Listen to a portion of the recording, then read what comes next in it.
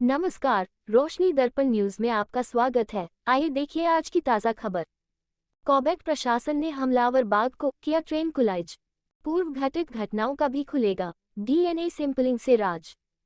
Quebec tiger reserve के ढेला range के अंतर्गत पड़ने वाले ढेला रेंज में कुछ दिन पूर्व 50 वर्षीय कला देवी को निवाला बनाने वाले हमलावर बाघ को देर रात क्वेबेक प्रशासन के वरिष्ठ डॉक्टरों की टीम ने किया ट्रैंकुलाइज। मृतक कला देवी, पूजा देवी, अनिता और दुर्गा देवी को भी हमला कर मारने वाला जिम्मेदार बाघ हो सकता। यही बाघ डीएनए सैंपलिंग रिपोर्ट आने के बाद होगी पुष्टि। क्वेबेक पार्क के ढेला रेंज के अंतर्गत पड़ने वाले ढेला रेंज में कुछ दिन पूर्व क्षेत्र की एक ग्रामीण महिला अपनी अन्य साथियों के साथ जंगल में लकड़ी लेने गई थी। इसी बीच 50 वर्षीय कला देवी को बाघ ने हमला करते हुए उसे 2 किलोमीटर जंगल के अंदर घसीट कर ले गया। ग्रामीणों और पाक प्रशासन द्वारा महिला का शव बरामद किया गया था। वहीं सांवलदे, ढेला व पटरानी क्षेत्र में बीते कुछ माह में चौथी घटना होने के बाद ग्रामीणों का रोष बढ़ गया था, जिस बीच पाक प्रशासन के अधिकारियों की ग्रामीणों से तीखी नोक-झोंक भी हो गई थी। इसके बावजूद पाक के डॉक्टरों की टीम बाघ को ट्रैंकुलाइज करने में जुटी रही और देर रात हमलावर बाघ को पाक के वरिष्ठ डॉक्टर दुष्यंत शर्मा व उनकी टीम द्वारा ट्रैंकुलाइज कर लिया गया। अब बाघ के सैंपल सीसीएमबी हैदराबाद भेजे जा रहे हैं, जिसके बाद ये पुष्टि होगी कि यही बाघ द्वारा कला देवी, दुर्गा देवी, पूजा देवी, अनिता देवी को निवाला बनाया गया या नहीं। वहीं इस विषय में जानकारी देते हुए क्वेबेक टाइगर रिजर्व के निदेशक डॉक्टर धीरज पांडे ने बताया कि हमारे द्वारा देर रात लगभग 12 बजे पर इस बाघ को ट्रैंकुलाइज कर लिया गया है। उन्होंने बताया कि पूर्व में हुई घटनाओं में भी इस बाघ की आवाजाही उसी क्षेत्र में देखी गई है। उन्होंने कहा कि डीएनए सैंपलिंग सीसीएमबी हैदराबाद भेजे जा रहे हैं।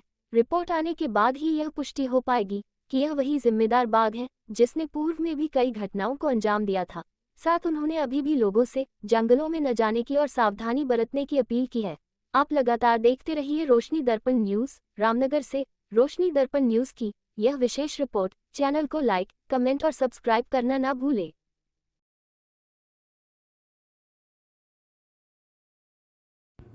सर पहले तो बहुत बहुत बधाई हो आपको, जो है आपने ये टाइगर को जो है रेस्क्यू किया है।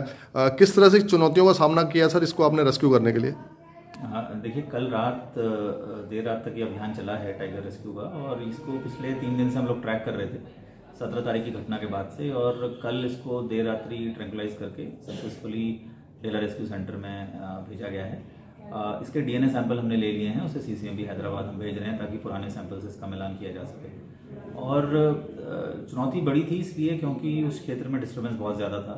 लगातार पिछले 3 दिनों से टाइगर की आवाजाही उस क्षेत्र में थी और हम लोग उसे लगातार ट्रैक भी कर रहे थे कैमरा ट्रैप्स के माध्यम से, ड्रोन्स के माध्यम से। हमने 2 हाथी भी बुलवाए थे जो कि रेस्क्यू एलिफेंट्स हैं हमारे, जो इस अभियान में हमारे साथ शामिल थे। लेकिन सबसे बड़ी दिक्कत यही आ रही थी, क्षेत्र में लगातार लोगों का आवागमन बन रहा था और उससे रेस्क्यू कार्य में व्यवधान उत्पन्न हो रहा था।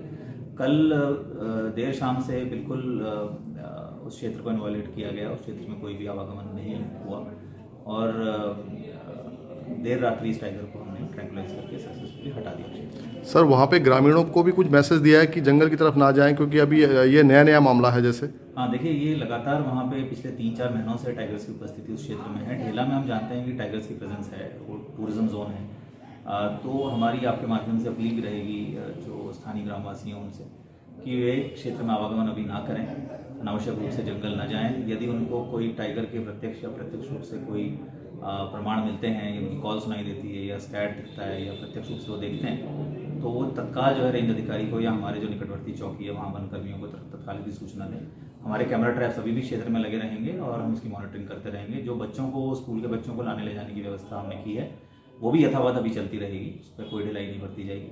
हमारी गश्त की टीम्स भी मौके पर मौजूद रहेंगी। मैंने स्पष्ट निर्देश दिए हैं कि इस काम में कोई ढिलाई ना हो और लगातार उस क्षेत्र में वन कर्मियों की प्रेजेंस बनी रहे। हमारी कोशिश है कि अगले 10-15 दिनों तक हम लगातार उस क्षेत्र में ट्रैकिंग करें।